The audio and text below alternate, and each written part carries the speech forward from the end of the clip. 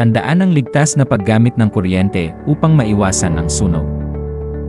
Una, alamin ang tamang kapasidad ng saksakan upang maiwasan ang overloading. Pangalawa, huwag gumamit ng octopus connections o yung maraming plugs na isinasaksak sa isang outlet.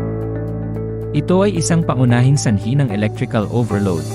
Pangatlo, huwag nang gamitin ang mga appliances na may sira, may mga kakaibang tunog o amoy na susunog.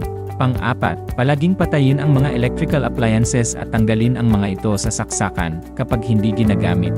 Pang-lima, ilayo ang mga bagay tulad ng papel, tela, at mga kemikal sa mga appliances o outlets na mainit ang labas.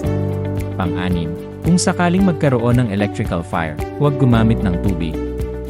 Dapat gamitin ang Class C fire extinguisher na para sa electrical fires.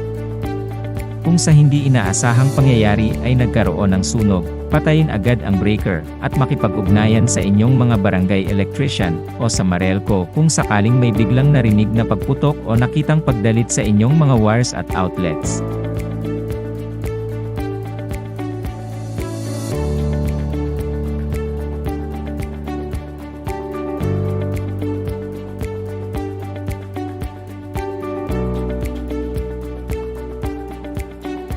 Gamitin ng maayos ang kuryente at manatiling ligtas mula sa sunog.